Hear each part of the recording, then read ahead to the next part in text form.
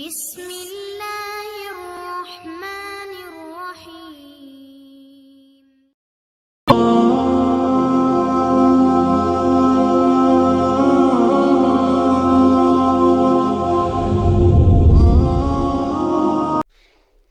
آپ لوگوں نے اکثر یہ بات سنی ہوگی کہ خانہ کعبہ کے اوپر سے ہوائی جہاز نہیں گزر سکتا، اور اگر گزر جائے تو غائب ہو جاتا ہے۔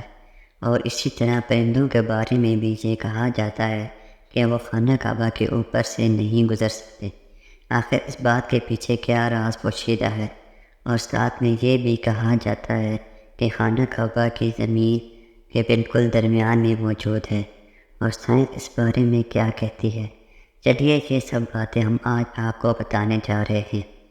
اس بات کا سب کو علم ہے کہ مکہ مکرمہ اور خاص طور پر خانہ کعبہ کی حدود کے اوپر سے آج تک کوئی جہاز نہیں گزر سکا، اور نہ ہی اس بات کی اجازت سعودی حکومت نے کسی کو دی ہے۔ آخر ان سب کے پیچھے کیا وجوہات تھی کہ اس کے اوپر سے گزرنے والی ہر چیز چل جاتی ہے یا غائب ہو جاتی ہے؟ زمین کی شکل کو اگر غور سے دیکھا جائے تو یہ ایک انڈے کی طرح دکھائی دیتی ہے، اور کسی بھی ایسی چیز کا کوئی سینٹر پوائنٹ نہیں ہوتا۔ جب آپ کسی بھی گول چیز کو دیکھتے ہیں تو اس کا درمیانی نقطہ تبدیل ہو جاتا ہے، کیونکہ گول نما چیز کا درمیانی سینٹر نہیں بنایا جا سکتا۔ اس لیے اگر یہ کہا جائے کہ خانہ کعبہ زمین کے سینٹر میں موجود ہے تو یہ بات درست نہیں۔ زمین کو بنانے کے لیے جو حصہ سب سے پہلے بنایا گیا تھا وہ حصہ آج سعودی عرب کہلاتا ہے۔ یہ بات سائنس کے اعتبار سے بھی درست ثابت ہو چکی ہے۔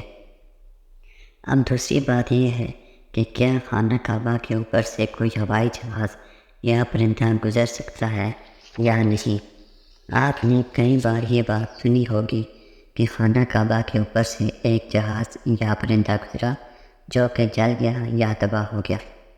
یہ باتیں سننے میں تو دلچسپ لگتی ہیں، لیکن ان کے پیچھے کوئی تاریخی حقیقت نہیں ہے۔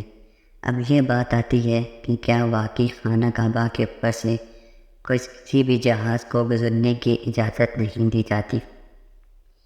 سعودی حکومت نے سختی سے اس بات پر پابندی لگائی ہوئی ہے کہ کسی بھی قسم کا جہاز مکہ مکرمہ کی سرزمین کے اوپر سے نہیں گزر سکتا۔ اس کی اہم وجہ یہ ہے کہ جو بھی عازمین حج یا عمرے کے لیے جاتے ہیں ان کا جہاز سب سے پہلے ریاض جنان لے جایا جاتا ہے، اور ریاض سے لوگوں کو بسوں میں لے کر جایا جاتا ہے۔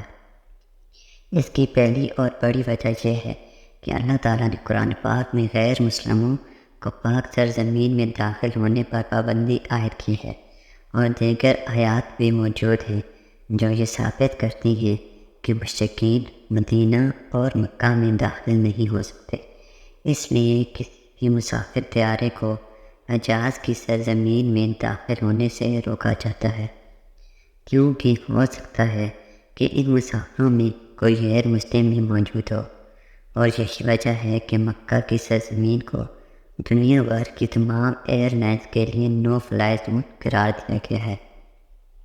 مکہ مکرمہ ایک انتہائی اہم جگہ ہے، اور جہازوں کے اس کے اوپر یا قریب بھی نہیں آنے دیا جاتا کہ خدا نخواستہ کوئی کافر یا کوئی دہشت گرد جہاز کو ہائی جیک کر کے مسجد الحرام میں لا کر مار دے۔